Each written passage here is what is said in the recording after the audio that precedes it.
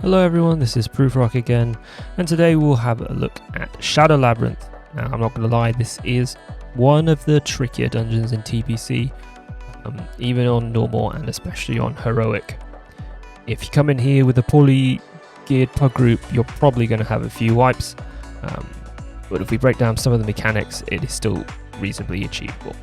The Fel guards that are patrolling around this area here hit pretty hard, and especially hard on heroic, and you really do want to try and pull these one by one and not grab extra trash packs with them.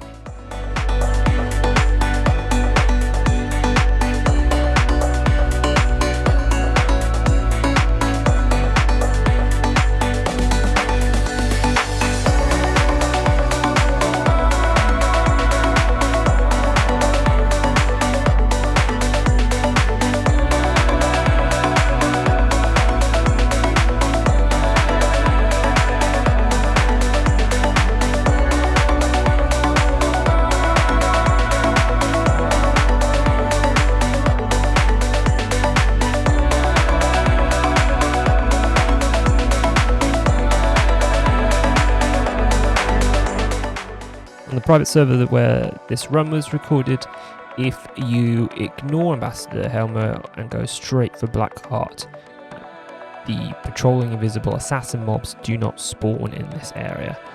This may or not be reflected when this goes live.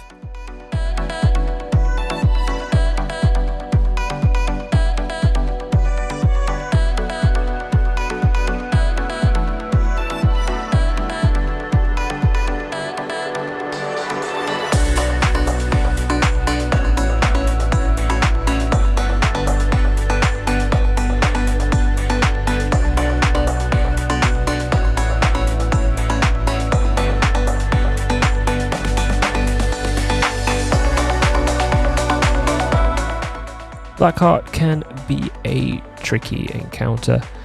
His core mechanic is that he will mind control your entire party and you will attack each other. Some things you can do to mitigate some of this damage: any disable that you can use on yourself before the cast goes out, for example Ice Block or Dreamless Sleep Potions, will reduce the outgoing damage during this period. Also, melee can unequip their weapons in the same way that you would on Scaram. Other than the mind control, the fight though is quite simple.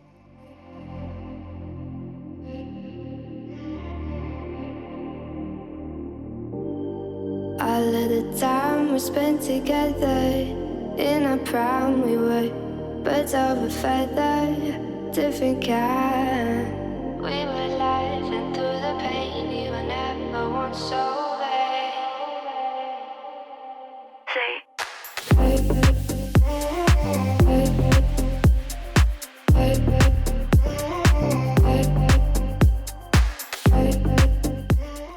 Now moving back to Ambassador. Ambassador Hellmaw is a much simpler encounter, and for the most part should just simply be tanked away from your party, as it has a frontal nature cone breath, which will also reduce the armor of your tank.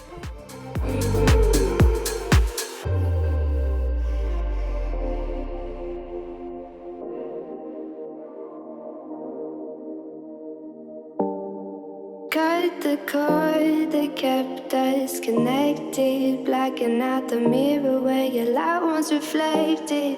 All of the love from up above, we used to feel like a glove. I still think about the you that only exists in my brain. Nothing ever stays the same, guess it's just a shame, with no one to blame. All of the time we spent together, in our prime we were birds of a feather, different kind. We were laughing through the pain, you were never once over. Say.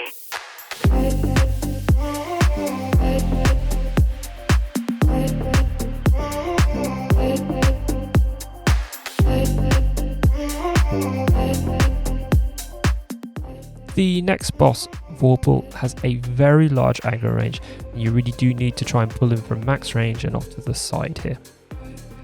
In general, he will cast AoE Shadow Bolt volleys, and over time he will summon Void Workers that will slowly walk towards him, and if they reach him, they will explode, dealing shadow damage and also empowering his further Shadow Bolts that he does.